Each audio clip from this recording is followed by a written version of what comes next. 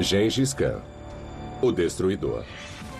Ele pôs em marcha a conquista de 1/4 da população mundial. As baixas se contaram aos milhões. Ele queria dominar o mundo. Não importava quanta gente deveria morrer no processo. Quer dizer, essa era a própria guerra relâmpago. Praticamente varreram do mapa toda a população. As histórias de horror do comandante mongol se tornaram legendárias. Mas serão verdadeiras? Investigadores vão colocar a vida de Gengis Khan sob o microscópio e farão testes científicos. Novas evidências arqueológicas vão questionar velhos mitos sobre como ele atacou as grandes cidades do mundo. Um psiquiatra líder vai analisar a personalidade de Gengis Khan para desvendar o que o impulsionou a massacrar milhões e revelar como ele se compara a outros ícones do mau comportamento. Ícones do mau comportamento, Gengis Khan. Na era medieval, não houve ninguém mais perverso do que Gengis Khan. Mongol, analfabeto e nômade, ele conquistou no século XIII o que seria o maior império do mundo, com o dobro do tamanho do Império Romano e 1,5 vezes o tamanho dos Estados Unidos. Sua sangrenta passagem deixou cadáveres da China ao Oriente Médio. Ele foi um dos grandes conquistadores da história, determinado que estava em cumprir o que dizia ser um desígnio divino. Gengis Khan teve uma extraordinária energia para realizar sua visão. Ele queria mudar o mundo, mas ele era psicologicamente complexo. Não convinha a ninguém ser inimigo de Gengis Khan.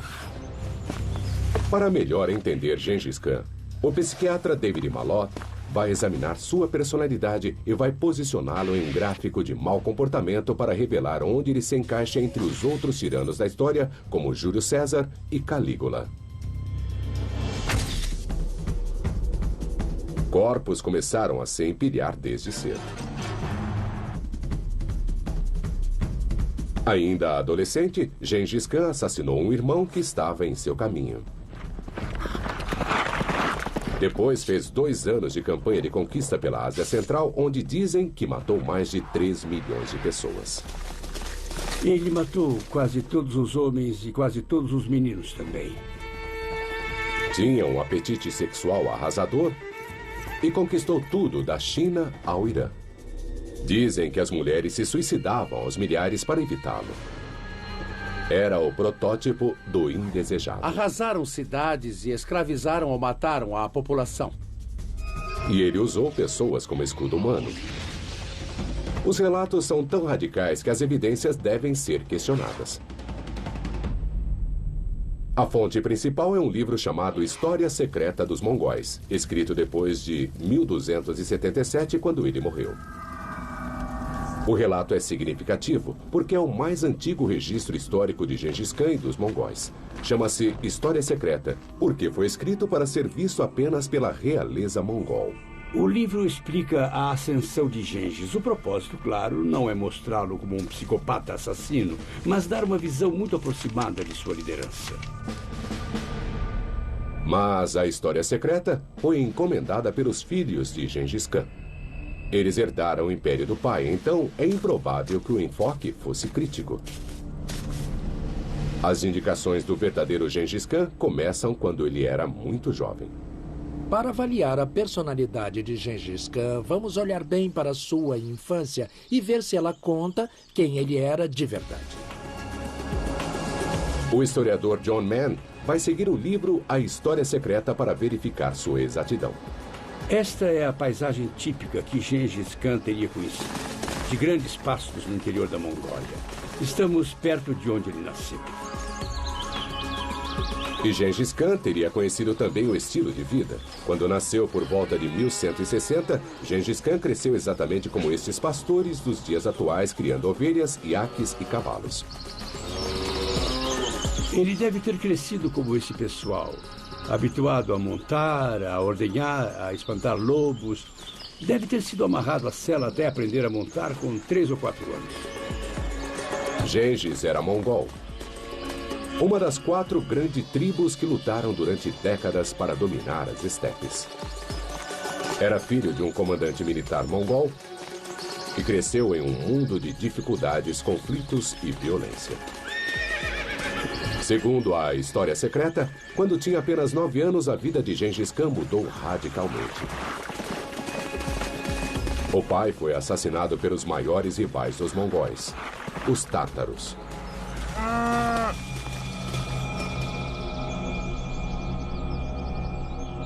Ele, a mãe, 5 irmãos e uma irmã foram expulsos e foram viver na estepe. Eles deviam ter morrido, mas não morreram. E Gengis Khan assumiu o lugar do pai e teve de reconstruir a família, garantir sua sobrevivência. O único abrigo deles era uma tenda, do tipo que muitos mongóis usam ainda hoje. Como esses traumáticos eventos afetaram o garoto de 9 anos?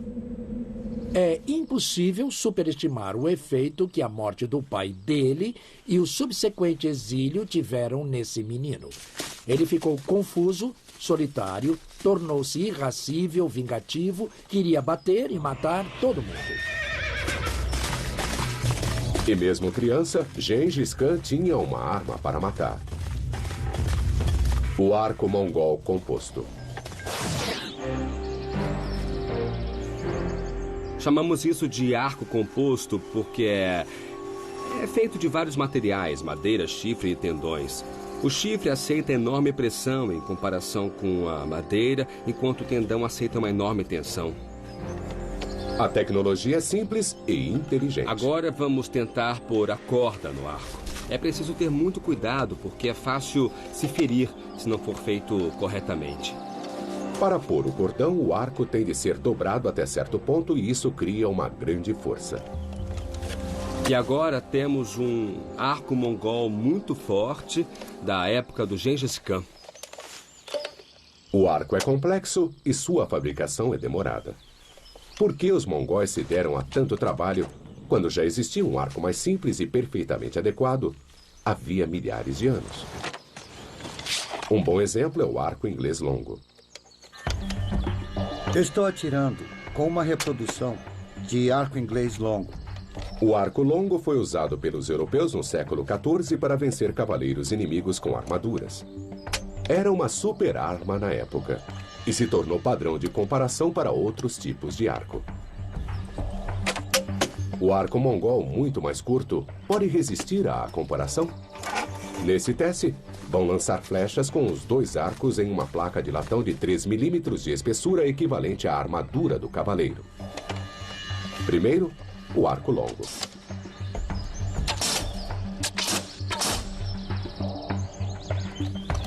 As flechas entraram todas entre 15 e 17 centímetros. Agora, o arco mongol. Todas entraram entre 20 e 22 centímetros. A flecha penetrou 5 centímetros a mais. A compensação do trabalho gasto na produção do arco composto está em que a arma é mesmo mais forte. O poder do arco composto mongol supera o icônico arco longo inglês. E isso sem mencionar que os mongóis lutavam do modo como preferiam, a cavalo. Para atirar dos lados tudo bem, mas muitas vezes você precisa atirar flechas na frente, quando ataca, ou atrás. E o arco longo fica batendo no cavalo o tempo todo. O arco mongol mais curto não bate no cavalo e torna mais mortal o guerreiro mongol, porque é capaz de atirar em qualquer direção, mesmo atacando ou recuando. A devastadora combinação de cavalo e arco criou a super arma mongol. Gengis Khan usaria essa arma para ganhar o mundo.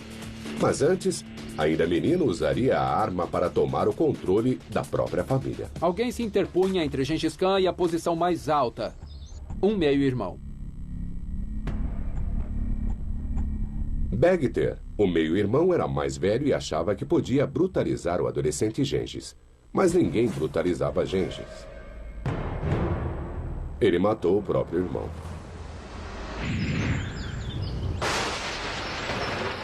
Esse foi o prelúdio de uma carreira de carnificina. Gengis Khan crescia rapidamente. A morte do irmão mostrou que Gengis Khan estava pronto para a vida adulta, pronto para a liderança. Era um homem de ação. E Gengis estava empenhado em levar as hordas mongóis ao poder. O que fez em seguida revelou a profundidade de sua ambição e os horrores de que era capaz.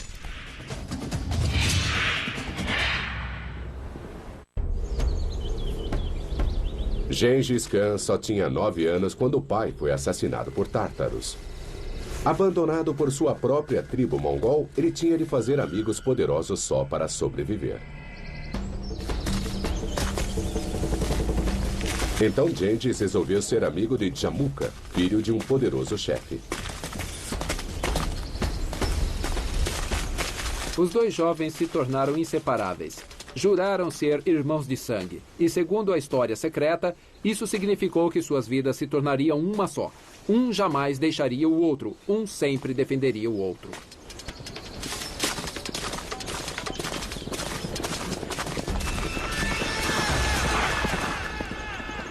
O livro diz que os dois se tornaram estrelas em ascensão no campo de batalha. Depois, com mais ou menos 20 anos de idade, Gengis desapareceu. A história secreta não conta onde ele estava, nem o que fez, até mais ou menos 10 anos depois, quando reapareceu de repente. O Gengis Khan que reapareceu era um homem em missão. Seu plano era fazer dos povos da estepe uma grande força de combate, com ele mesmo à frente. Foi um rompimento com a tradição. As pessoas não dependiam mais do clã ou da tribo. A lealdade tribal caiu para se tornar uma lealdade pessoal a Gengis Khan. Não importava quem você conhecia, mas o que tinha feito para ele, se tinha demonstrado lealdade para com ele. Gengis planejou liderar seu exército mongol contra os assassinos do pai, os tártaros. Isso foi 5 anos antes de ele ter certeza de que suas tropas estavam prontas. Quando o dia da batalha chegou, os guerreiros de Gengis Khan esmagaram o exército tártaro, mas os derrotados ainda não aceitaram que Gengis agora era o chefe e não ofereceram lealdade. Os tártaros só ofereceram desprezo e antagonismo. Então, Gengis Khan ordenou a solução final. Os mongóis massacraram todos os homens tártaros, jovens ou velhos, que encontraram. Gengis Khan mandava uma mensagem clara de como governaria. Quem reagisse seria morto. Gengis Khan foi um líder brutal e muito eficiente. Ele era brilhante, capaz de adotar estratégias flexíveis, capaz de liderar e de se tornar uma figura extremamente carismática. Era impossível deter sua ascensão ao poder. Lendas surgiam de que os mongóis eram imortais. Você pode acertar flecha neles e eles continuavam a vir como um exército de zumbis.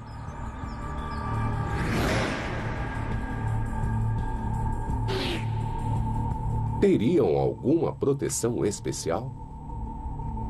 Os mongóis usavam armaduras de couro com taxas. Será que detinham flechas? Nesse teste, uma placa de couro vai simular a armadura mongol e uma carcaça de porco torso humano.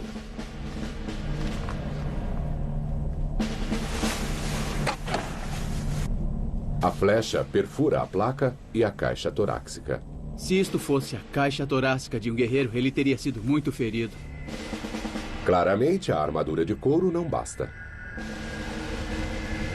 Evidências arqueológicas mostram que os mongóis usavam camisas de seda embaixo da armadura. Outra flecha, dessa vez com seda entre o couro e a carcaça.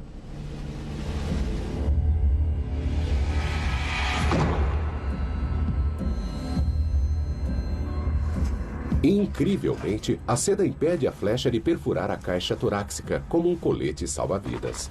Não há penetração alguma na parede torácica. A seda causou uma espécie de interrupção. Isso aconteceu porque a seda se acomodou à ponta da flecha. A seda reduzia a gravidade do ferimento e o guerreiro provavelmente podia continuar a lutar. Então, uma simples camisa de seda fez a sorte balançar em favor dos mongóis.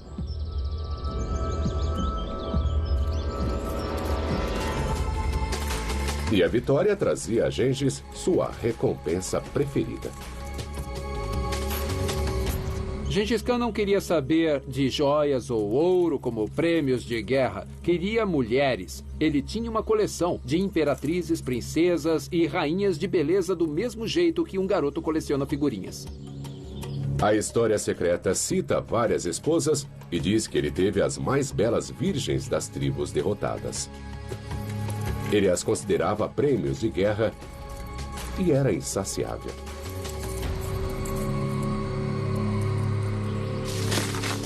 Gengis era vitorioso na cama e na guerra. E os guerreiros abandonavam seus líderes para se juntar a ele. Só que alguns dos recrutas serviam a ser irmão de sangue, Jamuka.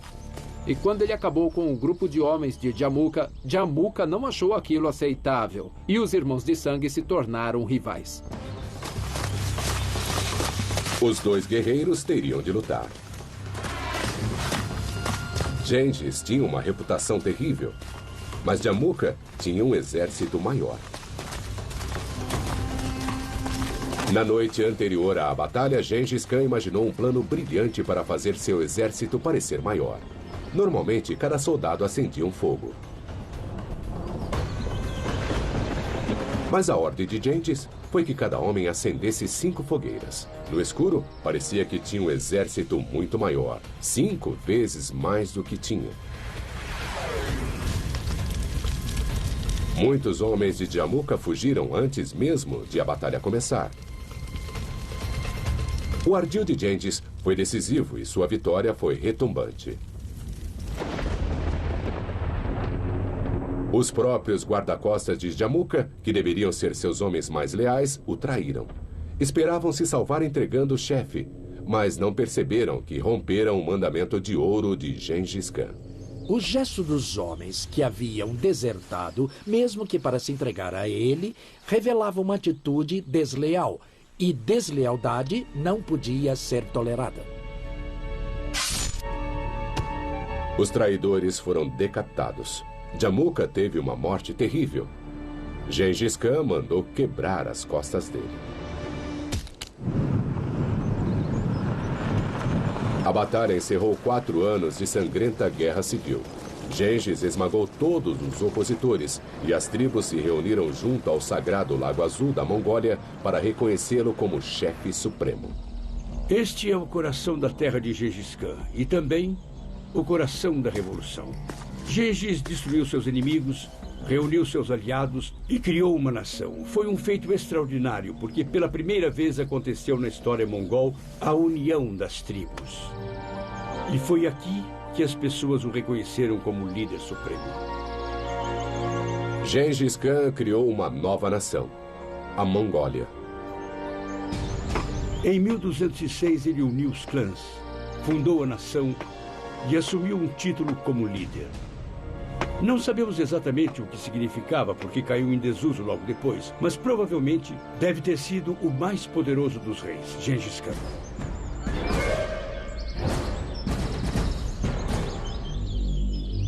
Mas Gengis tinha mais do que apenas o apoio das tribos. Segundo a história chinesa de 600 anos chamada Yaoanshi, ele acreditava que suas ordens vinham diretamente de Deus. A visão dele era de que o mundo tinha sido dado aos mongóis por Deus e que era seu destino concretizar essa incrível ideia. Ele declarava estar em uma missão divina: conquistar o mundo. Ele podia parecer louco, mas não é o que a avaliação psiquiatra revela. Gengis Khan teve uma experiência religiosa. Sua visão não mostra que ele fosse psicótico ou desequilibrado. Ele se tornou um líder autoconfiante e era hora de conquistar o mundo. Após destruir uma cidade, ele dizia aos sobreviventes: "Eu sou o castigo de Deus." Os mortos devem ter sido pecadores, senão por que Deus me mandaria? Uma carta terrível que cita Gengis Khan está guardada nos arquivos chineses. Ele disse que tinha um grande trabalho, que era conquistar e unificar o mundo. Ele tinha ambição, mas teria o talento para isso? Ele iria precisar mais do que só talento. Liderar os mongóis no cumprimento de seu destino levaria ao massacre de milhões. Gengis Khan reuniu as tribos das estepes em uma grande nação guerreira.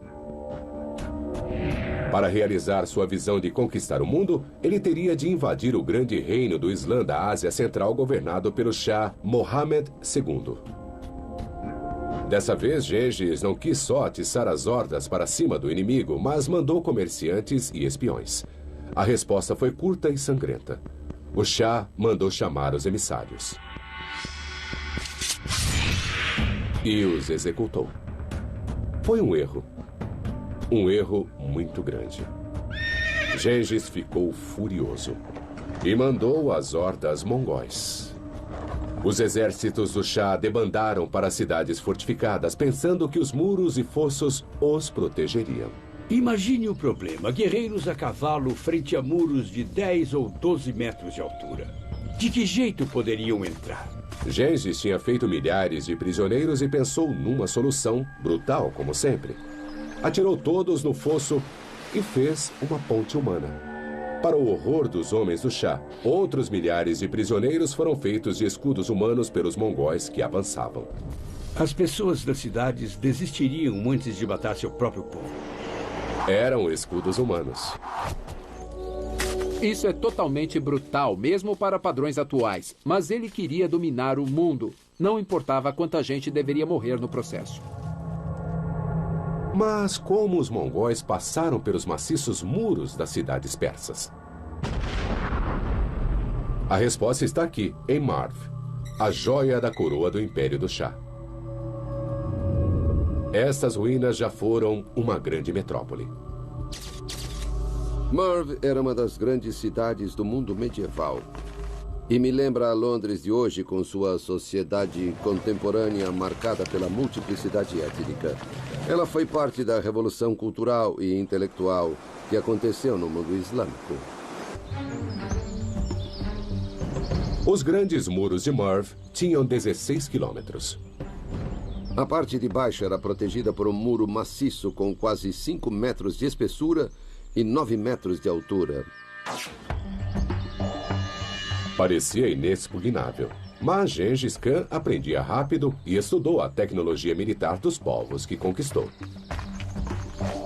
Seu exército já incluía engenheiros habilitados para sitiar cidades. Mas teria ele construído uma arma capaz de demolir um muro de 5 metros de espessura? Uma equipe de engenheiros vai realizar o teste. Segundo fontes persas e chinesas, a super-arma de Gengis Khan foi o trebuchet, uma peça de artilharia medieval. O trebuchet era o máximo avanço da época em termos de arma. Era como a bomba atômica. Um grande trebuchet atirava bolas de pedra que eram normalmente desse tamanho, mas há registros de pedras do tamanho de um fusca. Merv testaria o poder do trebuchet até seu limite. Ele devia atirar sobre o fosso que circundava Merv e atingir um muro, uma distância de pelo menos 25 metros. Terá ele essa capacidade? 3.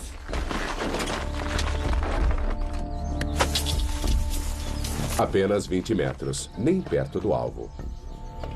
Tem alguma coisa errada. A pedra subiu e nós queremos distância.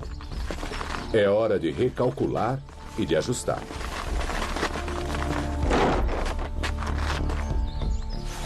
Melhorou. 29 metros! Bem mais do que a distância-chave de 25 metros. Uma vez que ajustaram o alcance, acharam uma parte mais mole dos muros e ficaram batendo nessa parte até ela ceder. O trebuchet funcionou. Mas permanece a pergunta de se Gengis Khan o usou em Merv. Uma antiga fonte afirma que a cidade se rendeu sem resistir. O escritor persa Jubaini, escrevendo 40 anos após o sítio, disse que os guerreiros mongóis simplesmente cavalgaram em volta da cidade por 6 dias e os cidadãos apavorados resolveram abrir as portas da cidade. Então Gengis tomou Merv usando o medo? Ou sua catapulta gigante? A evidência arqueológica mostra que atingimos construções e destruímos construções com bolas de catapulta que se cravaram nelas. Isso mostra que Merv sofreu um ataque devastador com armas de sítio. Mas seriam os mongóis? A resposta está sob os escombros, em esqueletos. O que achamos foi uma pessoa jovem de 20 e poucos anos, uma mulher, e alguns de seus ossos estão aqui. Crânio, dentes, vértebras, pelvis e alguns ossos das pernas. Perto dela havia uma criança com idade provavelmente entre 18 e 24 meses, morta quando a construção de terra caiu em cima dela. Pode ter sido uma jovem mãe morta enquanto protegia seu bebê.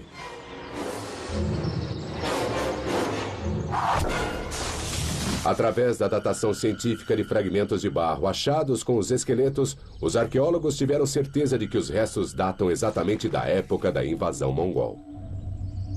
Estamos vendo uma baixa do sítio dos mongóis. Os mongóis não só apavoraram a cidade até a rendição, arrebentaram tudo para entrar.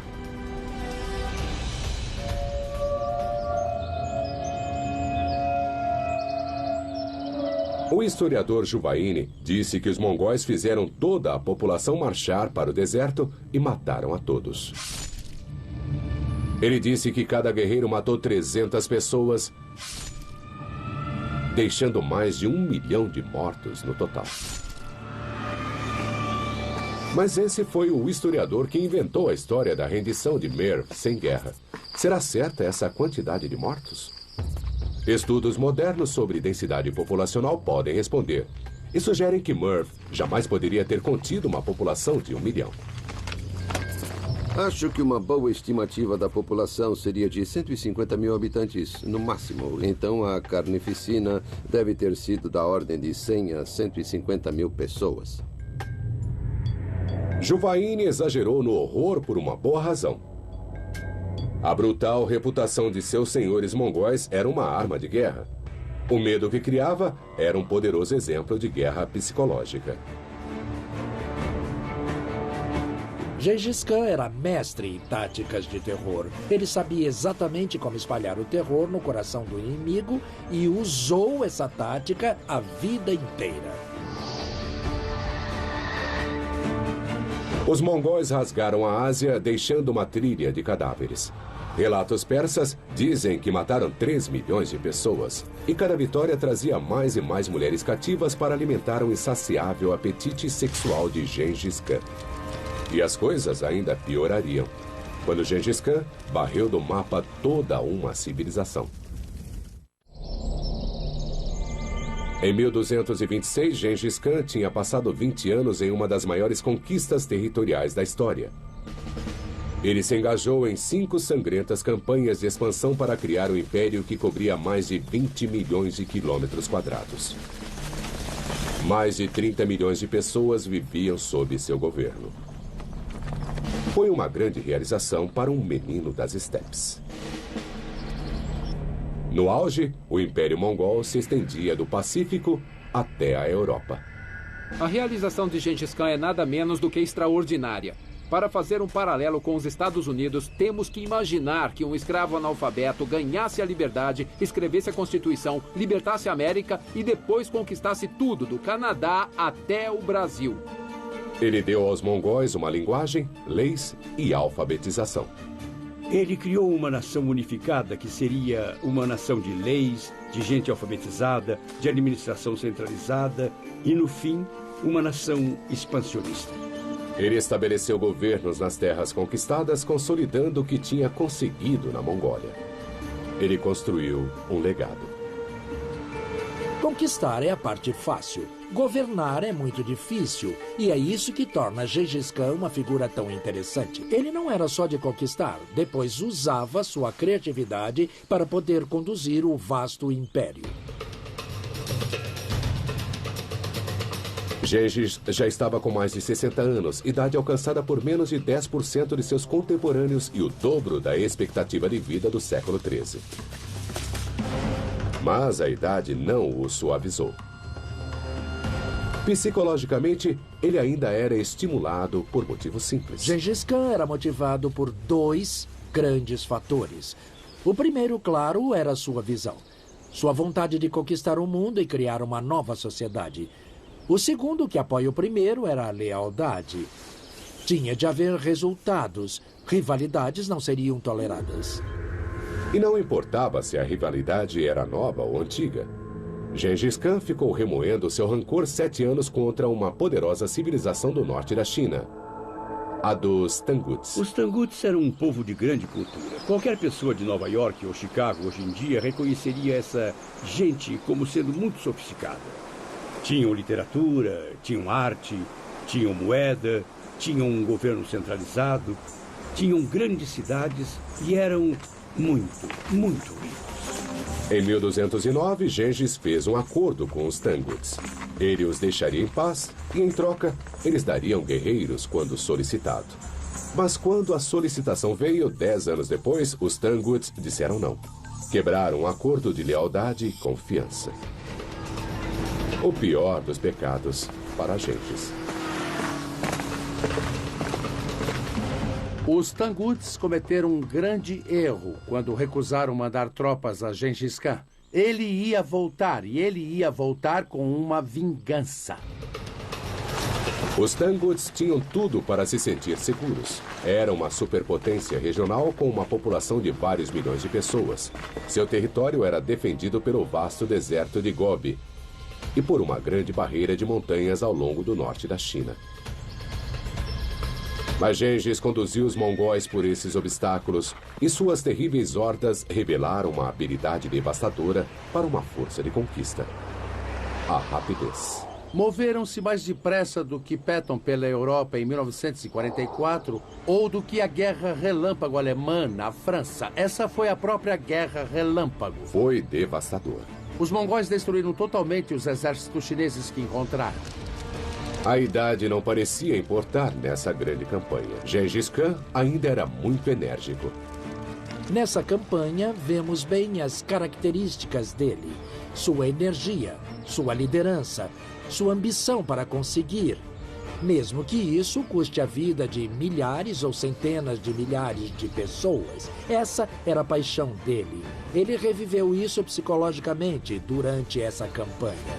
Ele varreu a China e empurrou os Tanguts para suas cidades. Eu não posso deixar de pensar que os Tanguts foram burros. Eles deveriam saber, a essa altura, o que os mongóis faziam às cidades. Conseguiram se transformar em alvos perfeitos para um exército que já provou que podia irromper numa cidade quando quisesse. E ele veio com seus devastadores trebuchês, que a essa altura já não lançavam só pedras. 1, 2, 3, Gengis Khan mostrou que aprendia rapidamente quando confrontado a uma nova tecnologia de guerra, e dos próprios chineses, ele descobriu uma nova arma: a bomba incendiária. Descrições em fontes do Oriente Médio escritas logo antes de Gengis Khan até trazem detalhes de como fabricar a bomba incendiária. Nós vamos reproduzir uma antiga receita de Gengis Khan.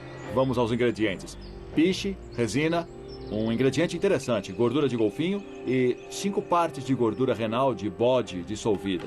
Essa combinação resultaria em uma bomba incendiária? Obviamente não vamos usar gordura de golfinho hoje, mas o teste vai usar ingredientes com as mesmas propriedades.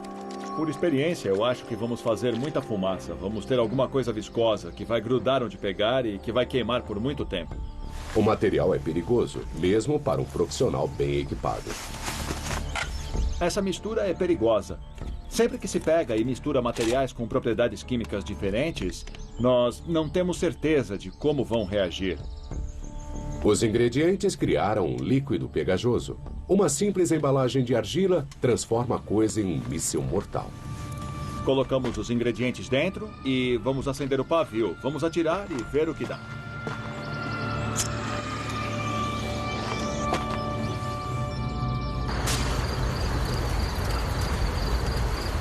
Temos cacos de argila e depois todos os restos espalhados de material pastoso que queimam em muitos lugares. A bomba incendeia tudo que toca. Para mim, nós conseguimos reproduzir a receita original em 100%. O teste sugere que os mongóis podem ter usado essa arma. Dezenas de trebuchês bombardearam a cidade Stangut. Havia enormes bolas de pedra chovendo na cidade, matando gente, caindo a esmo, derrubando paredes e depois esses artefatos incendiários, espalhando chamas e morte onde caíam. Deve ter sido realmente um inferno. O impacto na carne humana devia ser horrível. E a devastação em áreas muito construídas com madeira devem ter sido total. Os efeitos eram cruéis. As cidades eram reduzidas a ruínas fumegantes. Os Tanguts não tiveram escolha senão se render. Seu rei foi a Gengis Khan pedir clemência. Mas ele ficou esperando, porque Gengis Khan estava morrendo.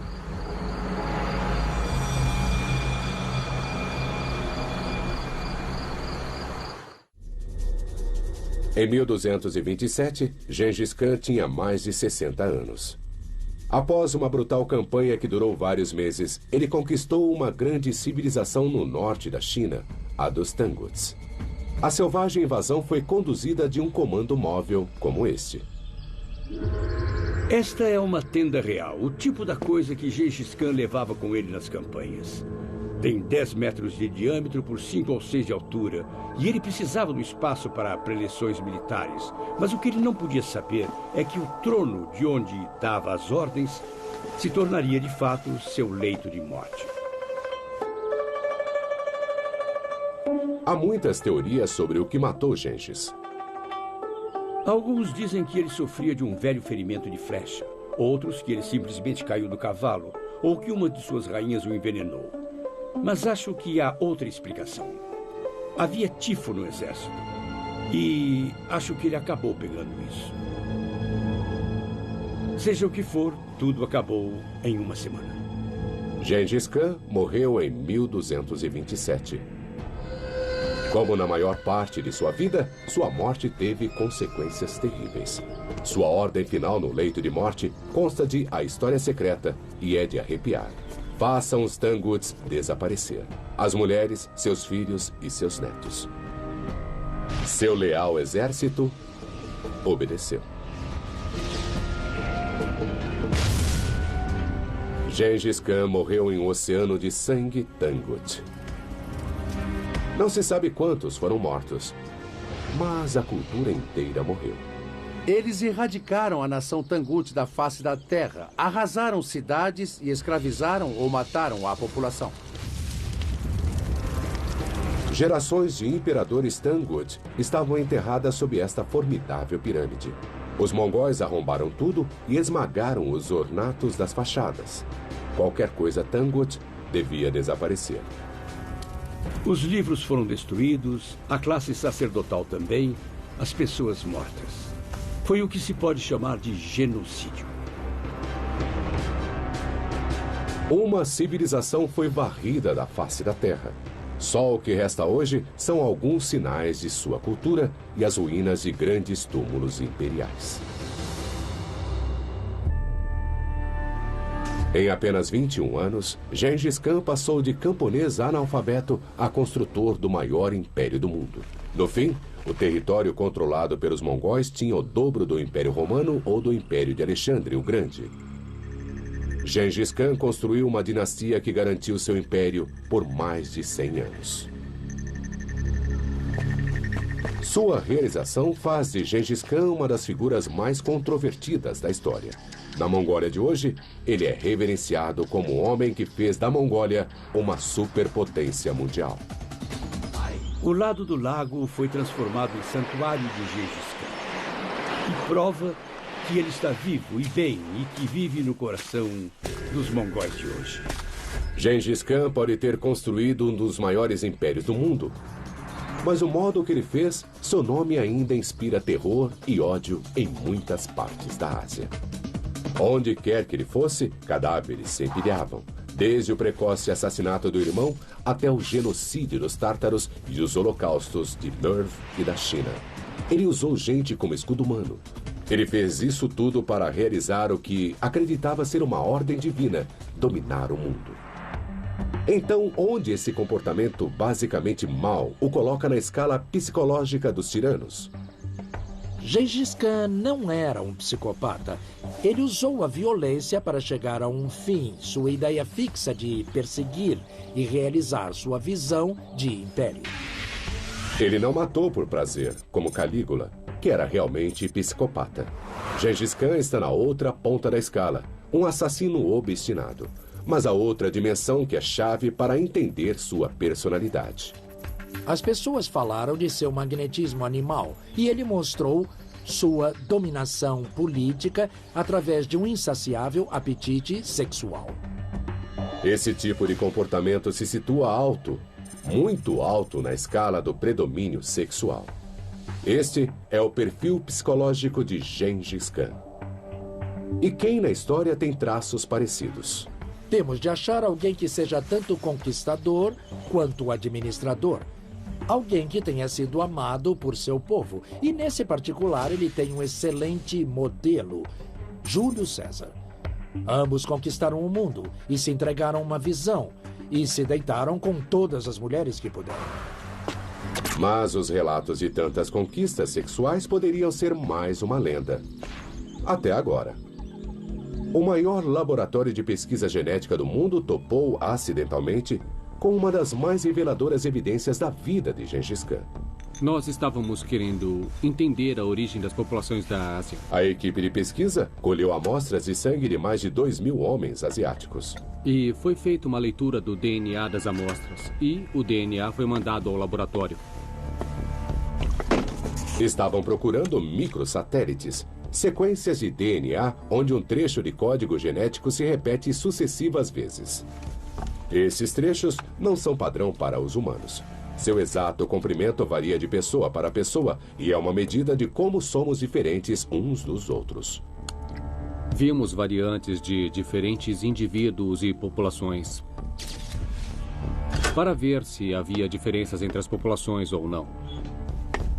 Como as amostras de DNA vieram de toda a Ásia, os pesquisadores esperavam que os microsatélites tivessem diferentes comprimentos. O que encontraram foi uma surpresa. O que descobrimos com a análise é que havia uma grande proporção das amostras que compartilhavam a identidade de descendentes. 8% das pessoas tinham microsatélites quase idênticos. A única explicação possível é que tenham um ancestral comum cujo DNA se encontra em todos eles. Os cientistas puderam estimar quando esse ancestral teria vivido. Há cerca de 1000 anos. E a localização dos maiores grupos de microsatélites foi na Mongólia. A alta frequência desse grupo na Mongólia e a datação por computação nos levou a concluir que Gengis Khan era o ancestral mais provável. A conclusão dos pesquisadores é que uma estimativa de 32 milhões que vivem hoje, uma a cada 200, compartilham DNA e são descendentes de Gengis Khan, um homem que realmente procriou.